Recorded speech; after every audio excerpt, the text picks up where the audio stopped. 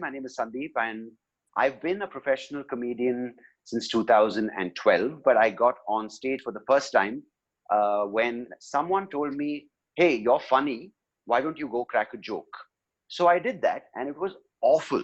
Even I wasn't laughing. I was, in fact, almost in tears. It was so bad that I almost thought I'm never going to get on stage again because I, at that point, was 31, close to 30, 27, 28 years old, right?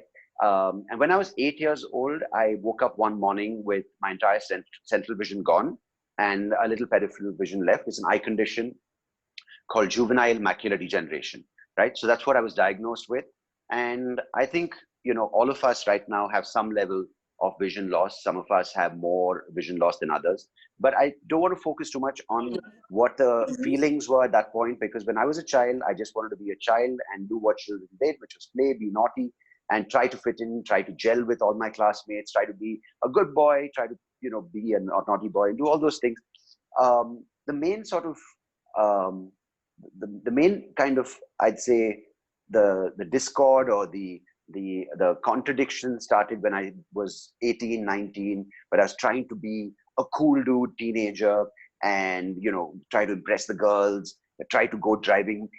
None of those things happened. But having said that, I think my entire later teenage years, early 20s, I was very, very reckless. So lot of accidents when it comes to walking into walls, running into walls, tripping over walls, lots to do with walls, falling off stuff. I actually drove for 3 years with a learner's license, somehow scammed the RTO to give me a license, crashed the car. I've gotten a lot of injuries. So all these are my 20s. And I, in fact, when I was about 19 or 20, I left India for about 5 years, which wasn't reckless, but at the same time, if I look back now, because I'm 37, I look back going, how did I manage? It was, I think, a time where there weren't as many people traveling and maybe not as many people on the planet, but also I was more, I wasn't so cautious in life.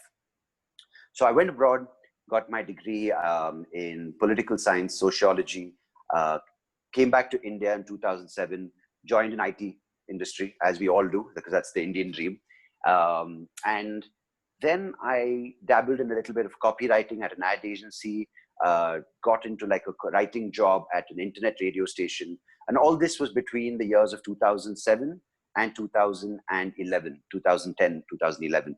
I was not really sure what I wanted to do, because in one part of me, I was like, oh my God, I'm a foreign return, so I deserve a great job.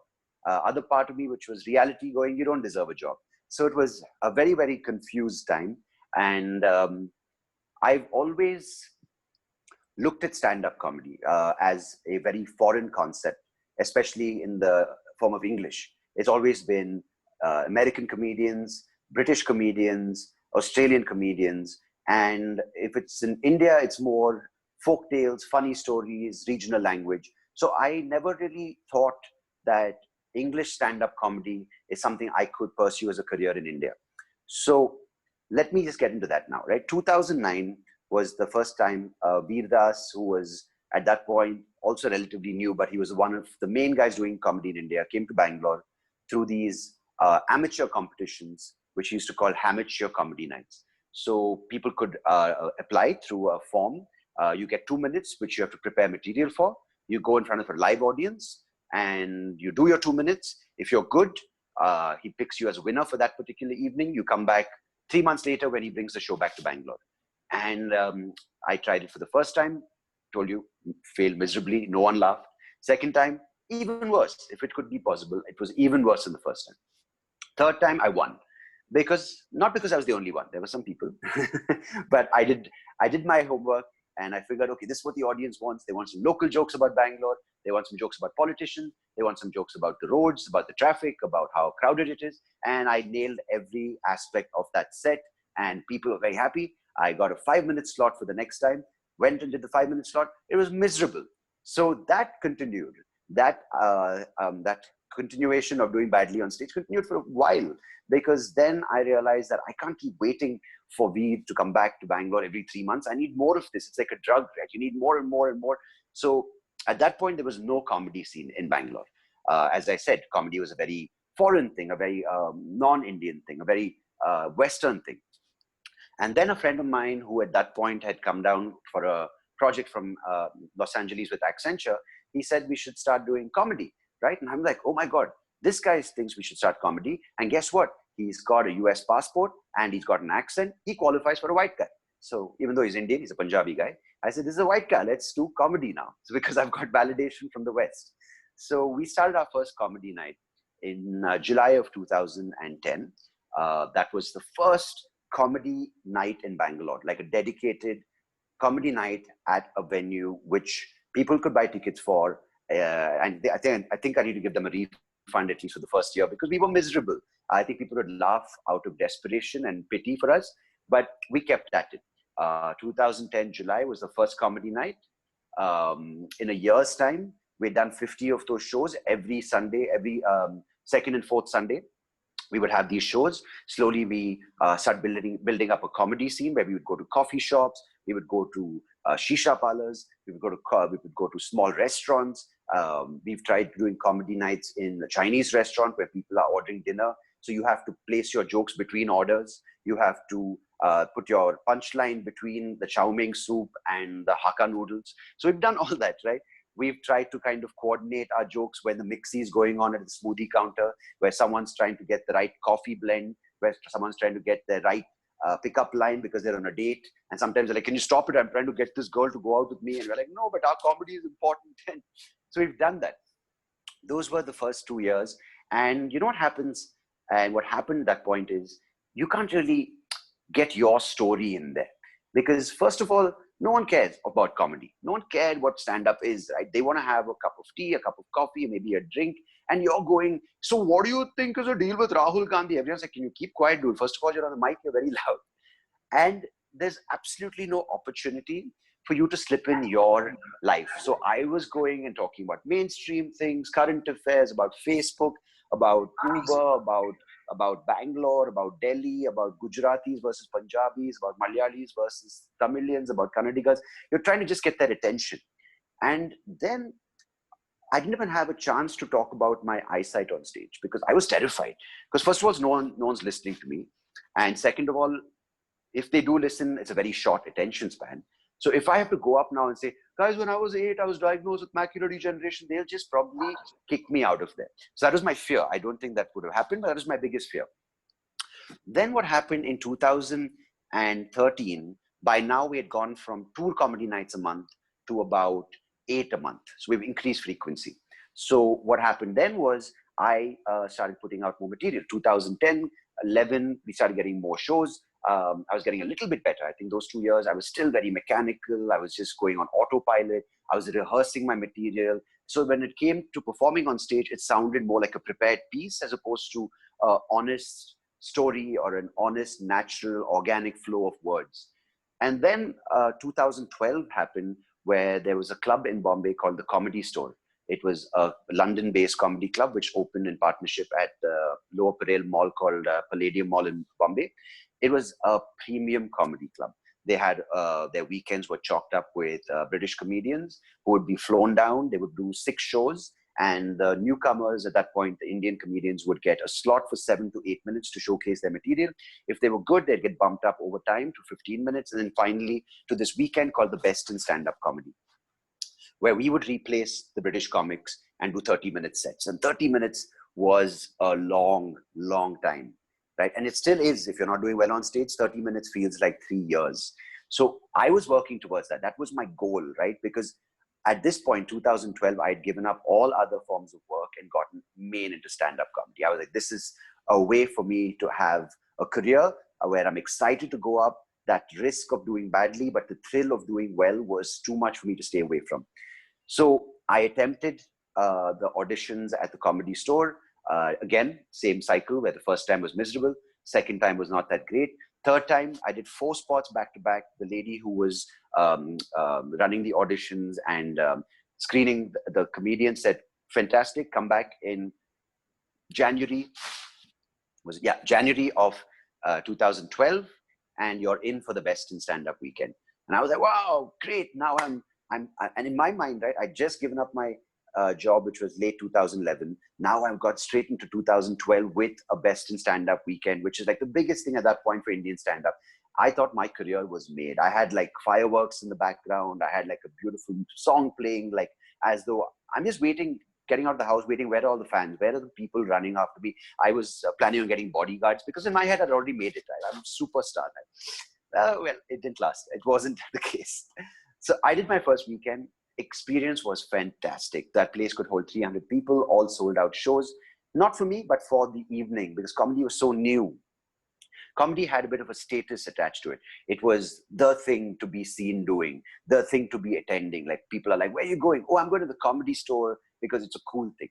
So we were in that bubble of a new performance art in India, right? It was the hot thing. People were talking about it, and we were the new people doing it. At that point, it was Rohan Joshi, Tanmay Bhatt, it was Aditi Mittal, there was myself, Varun Thakur, it was Kunal Rao, it was about 10 of us, 11 of us. There was Saurabh Pant, Veer Das.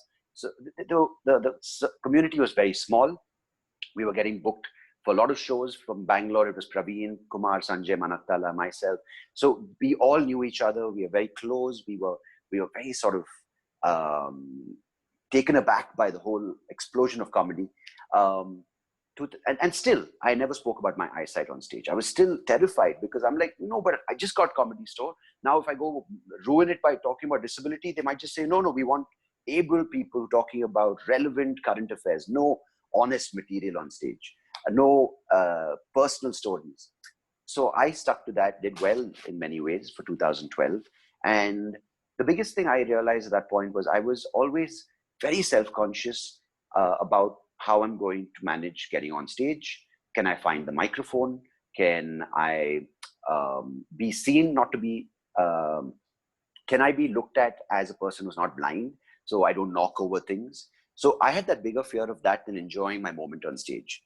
And then I, wrote my first 1-hour show, right? It was called Out of Sight back in 2013. And I spoke to a friend who's a friend, but he's also a psychiatrist. And I said, I'm facing this issue because I did a couple of times try to broach the thing saying, I'm partially blind and you guys are beautiful. I can't see, but you guys can't hear. So I would try doing 1 or 2 jokes and none of them would work because people didn't know. People couldn't tell. And they thought I was making fun of blind people. See, because for me, the eye condition, for the longest time, I didn't need to use a cane or a guide dog. I didn't need people to help me on stage because I would go, before the show would start, I would memorize the number of steps from the curtain to from the backstage to the mic. So I would do those kind of things to be more prepared. So I didn't want to show my vulnerability on stage. So then this friend told me, he said, the biggest thing I would tell you right now, Sandeep, is there's, in all aspects of life, including comedy, is that there's only one of you. Now, either as a son or a boyfriend or as a friend or as a comedian, you can only do so much for yourself, no more or no less. If you're always worried when you're comparing yourself to others, you'll always fall short. And when you're talking about comedy and you're talking about your disability, remember that when you go up there and you address your disability, it is an armor for you because you're using your vulnerability as a mechanism to say, hey, I've addressed my flaws. How about you guys be brave enough and accept that we all have flaws?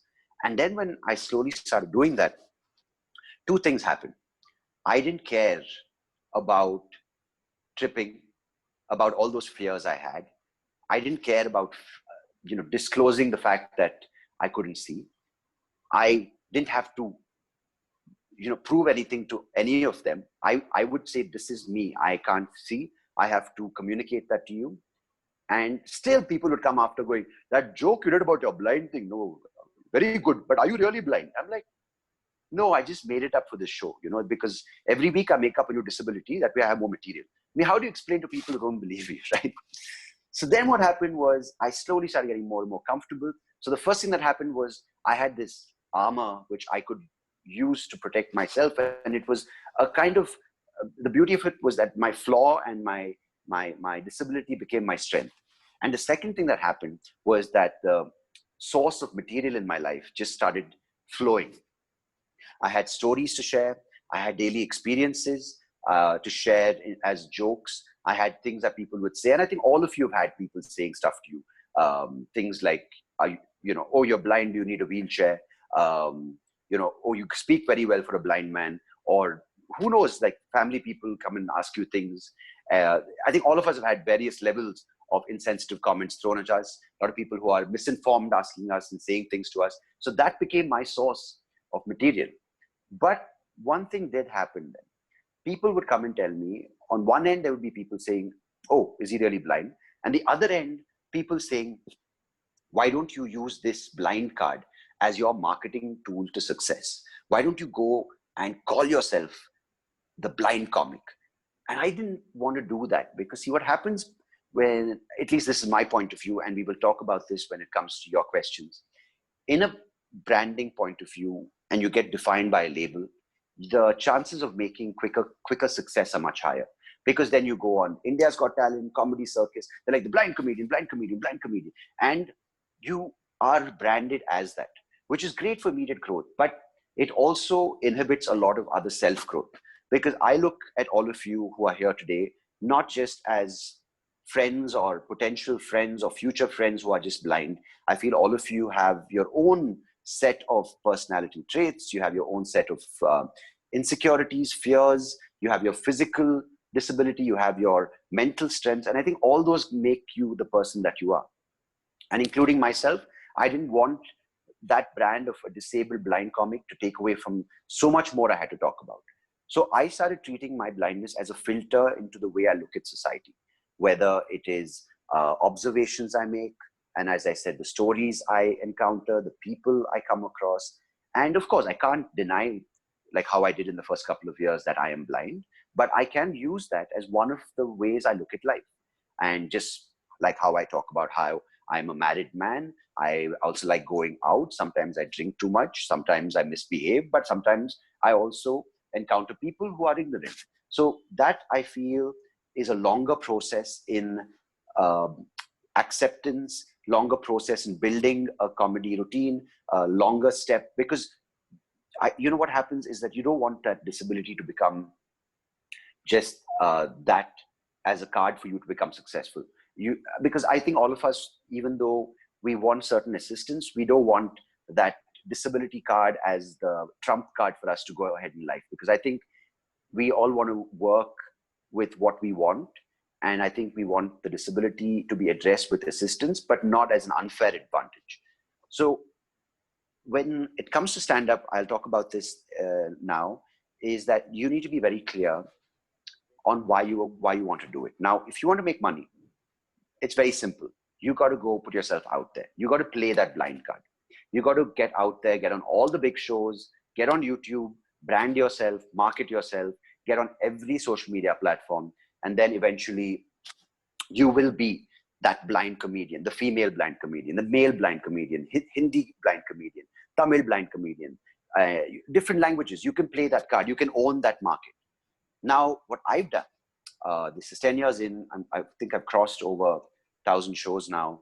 I've done festivals in Edinburgh, which is the biggest comedy festival in the world. I've done festivals in America, comedy festivals in America, comedy festivals in Australia, Singapore, Malaysia. Now, I've taken the longer path, right? Because money is important, but I also fortunately had an alternate source of income, which could help fuel my comedy dreams. Now, many of you might not even heard my name in the comedy industry when it comes to compared to names like Zakir Khan or Tanmay, who started after me. Zakir started around the same time, maybe a little after.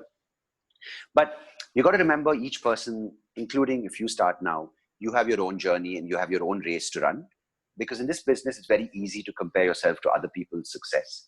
When other people do well, you feel like you fail. When other people fail, you feel like you've done better.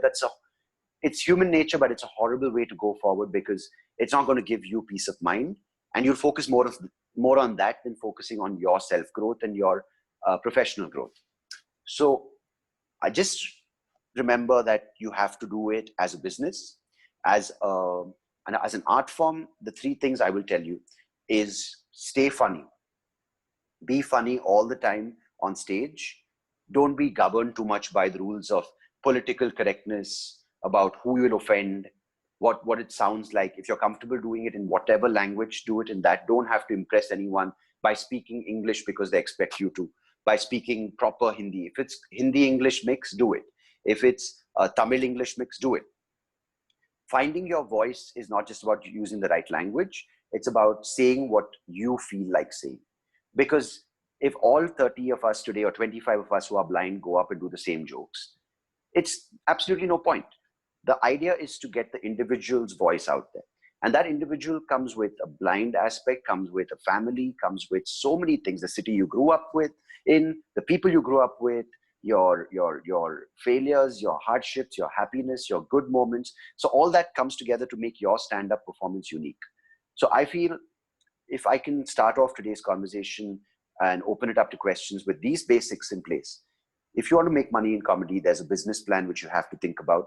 But from a performance, originality is very important, because we know a lot of people now on the internet take jokes, make them memes, borrow jokes and make it their own, and take a joke and change the language, which is not, it's a quick fix. And quick fixes don't hold up that long. You know, they do work for the temporary moment, but in the long run, you don't feel good, because when your own creation, when your own thoughts, your own effort of creating something from nothing does well, it's a much, much more gratifying feeling. It takes longer, but the feeling of achieving what you've done, the passion for what you put in, it's a much, much longer lasting sensation of fulfillment. So as I said, originality, be funny, and be honest. Because if you're trying to be someone on stage, you're not. You can't sustain for a long time, because you'll always feel like, what I did in 2010, 11, when I was not talking about my eyesight because I was worried that people will judge me. I was living a lie, and living a lie is not going to help anyone. And if I can add a fourth point, is there's no rush. Because see, if you're starting comedy today, it will take time. You have to put material out there. You have to let that material fail. You have to learn from that failure. You have to let that material soak in. You have to let those stories become better, become more natural. You have to learn how to say it better. You have to figure out, the best thing is if it sounds good in your mind, and if it sounds good when you say it out loud, that's a good place. Because more often than not, it sounds great in your head, but when you say it, it's disastrous. So these things take time. It's a natural process. There's no MBA for comedy. It's life which will teach you, and stage time when you get on, which will teach you how to get better at telling your joke. So you have to keep doing it.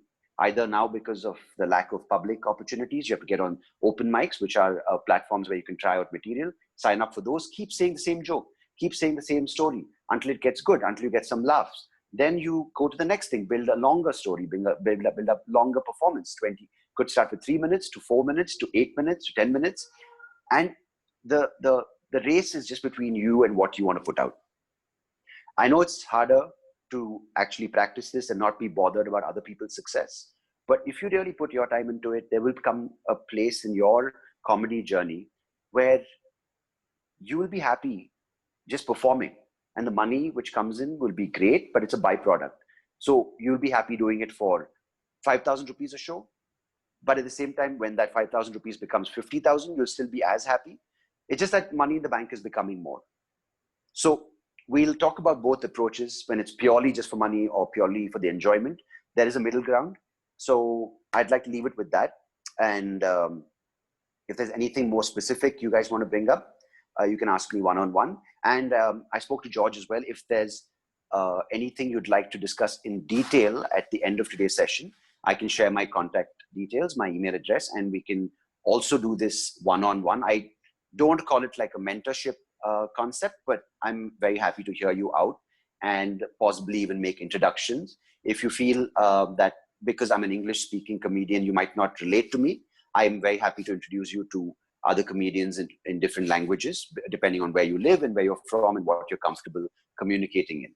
All right, so I'm happy to take questions, and I hope what I've said so far makes sense and everyone's on the same page.